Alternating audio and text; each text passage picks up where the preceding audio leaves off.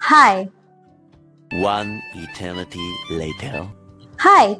Yeah, you. If you clicked on this video, chances are that you're screwed up, you didn't prepare well for your exams, or you're not getting good marks in your exams. Well, you clicked on the right video, as I'll be listing down steps and tricks you can use to improve your marks. So without any further ado, let's get started. Step number 1.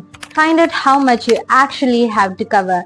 For example, you have like 3 days, but you have 9 chapters to complete. That equals you have to complete at least 3 chapters per day, which is not easy if you're reading it for the first time. But here's how you do it. List down your chapters and separate the topics into 2 categories. 1. You should definitely do it. 2. You should do if you have time. And then prioritize accordingly. But how do you know which topics you should definitely do this? Well, mostly teachers would have pointed that out in your classes, and you might know that if you paid enough attention. But if you didn't, take the help of internet and research and find out what topics are generally repeated. And also take the help of PVQs. They'll tell you from which topics questions are mostly asked. From this, you'll come to know which topics are very important and which topics are less important. And the odds are that the question will be mostly repeated from the most repeated topics, as they are important, right? Okay, now step number 2. Now that you're done segregating, here's how you study. Practice active recall. Write down all the important points and write summary on your own. Do you think I have that much time to write summary on my own? Well, if you don't have enough time, you can always use your friend's summary, research on the internet, or some referral book, and keep on revising until you feel like it has gotten into your brain. And once you're done revising, take a test for that particular chapter or that topic. Now, tests are important as they will help you remember the topic more easily, as you will be committing mistakes, and also you'll be learning what kind of questions are asked from that particular topic. So now that you're 80% over, come after some time and orally revise all the important points, and you'll know if you're forgetting any important points. Now, the important point about active learning is to find out what works the best for you. Maybe you're a visual learner, so try remembering things by drawing, or you can remember better by sound, so try listening to the chapter on YouTube, or try what works best for you. Maybe make a formula note or whatever that is comfortable to you. Do that so that you can remember it for a longer time. Now, the next step is for solving problems like physics or mathematics. So if you're not into that, skip to this timeline. So for solving problems, I would recommend you follow these 5 steps, and I'll be listing them quickly. Step number 1 is to learn all the formulas for that topic.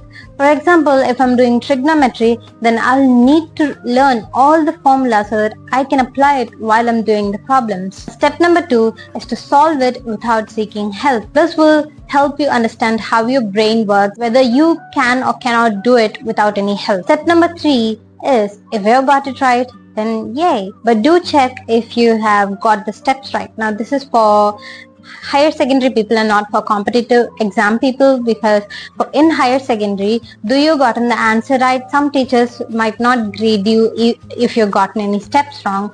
So do check if you have gotten the steps correct. Now, step number 4, if you didn't get it right, that's okay. Check the solution, understand how they're doing it, check what you did wrong and why you did it wrong, why you didn't think of it in the first place, and analyze yourself. And step number 5 is, maybe after some time, come back again and solve that problem again, so that you will know if you're simply remembering the problem or you have actually understood it and you're solving it again. And the next step we're talking about is about short tricks. Now, if you feel like you are not strong in that particular topic, you easily forget those topics and you have very less time for exam, then I would recommend going on to learn some short tricks which will help you remember for a longer time. Now I'm going to talk about breaks. So if you're someone who feel like if you take a study break and you can go back to studying, then go ahead and take a study break. But if you're someone who feels like if you take a break and you'll just keep on procrastinating, then it's better to complete your work in one sitting. Just complete it in one chunk and then do the rest of the work, maybe, taking a test or studying another subject for the rest of the day. Now, step number 6 is what to do on the day before and on the day of the exam. Well, on the day before exam, since you have a lot of time left, I would recommend going through the summary once again and try recalling the important points and see if you can remember the points or you're forgetting any, and if you're forgetting any, do try to remember that. And on the day of exam, since you don't have enough time, I would recommend, if you want to read summary, just read summary of those topics you feel like you're not strong enough, and go through the important points once again in the morning so that you don't miss out any good points. So these are the steps and tricks that will help you score better. Yeah, so I hope this video helped you guys somewhat or the other. And yeah, subscribe guys, I would love your support. And if you want any videos related to this, do comment down below, and I'll see you guys in the next video. Bye bye.